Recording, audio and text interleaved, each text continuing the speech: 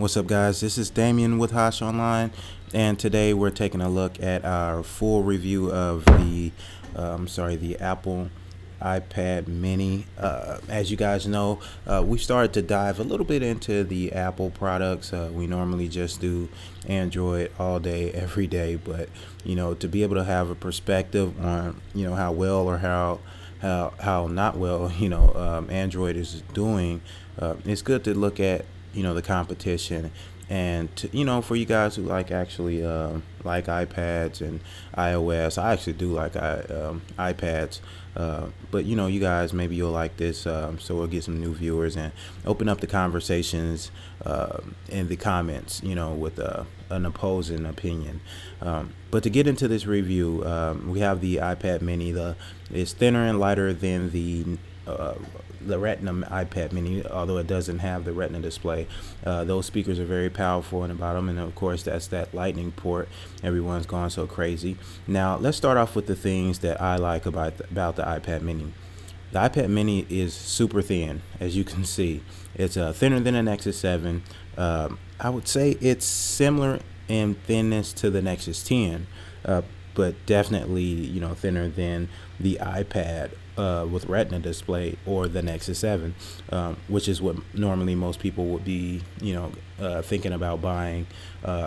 App support is as great, excellent. They couldn't do any more better with app support. There's great apps. They function great. The OS is very smooth. Now people have talked about the screen quality. I personally, it's hard for me to notice really great screens or tiny things with screens. Now that may be because I don't have the best vision in the world, but for me, I wasn't really able to notice people, the same things that a lot of people are saying about the screen not being that good. It looked perfectly fine to me. I actually like the screen a little bit better than I like the Nexus. While the Nexus has a better display in terms of on the numbers, yeah, for me the brightness, the overall quality was a lot better on the iPad Mini. The Nexus 7 sometimes can have a washed out look to it, and I didn't notice that same thing with the iPad Mini. Another thing that I like about the iPad Mini is the portability of the 7-inch, and really this thing is more close to 8 inches than 7 inches in size. Now a lot of people, when they compare the Nexus 7 to the iPad Mini, they make the comparison that, oh, the iPad Mini it has more screen, or it has a thinner bezel. Well, I'm not sure if it necessarily has a thinner bezel.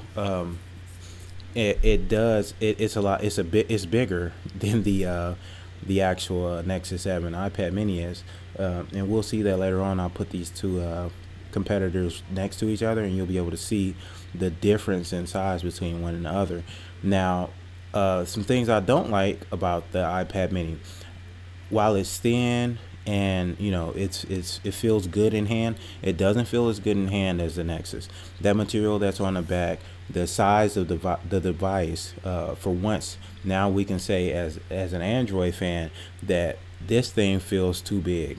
To me it does. Now the 7-inch size is perfect for taking out in public and out in the streets, but when it comes to holding in hand, this thing, there's no competition. The Nexus feels 100 million times better in hand than the iPad Mini.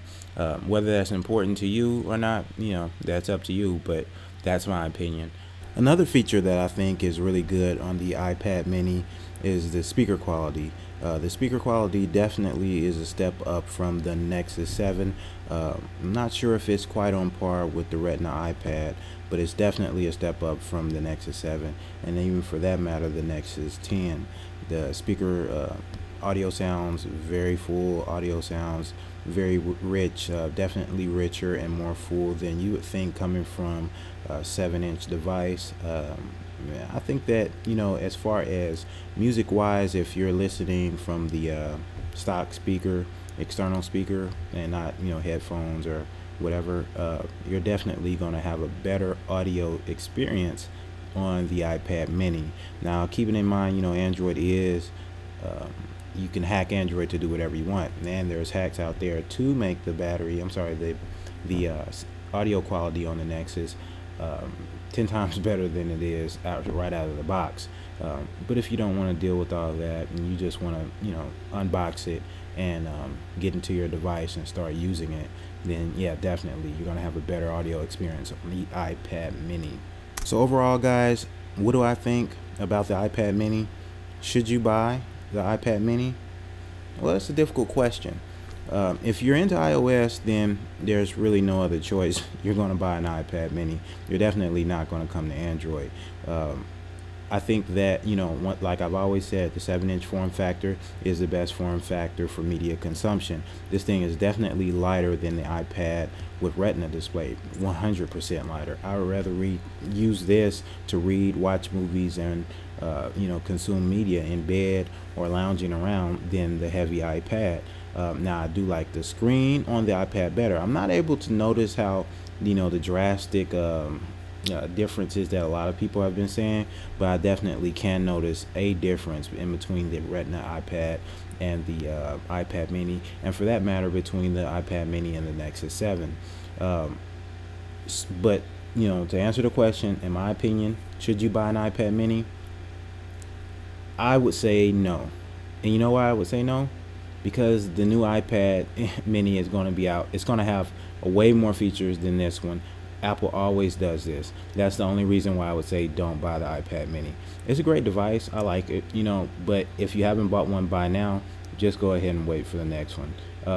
It's going to be so much better that you're going to be upset that you bought this one. But, that's my review. That's my opinion. I'll see you guys next video. Peace.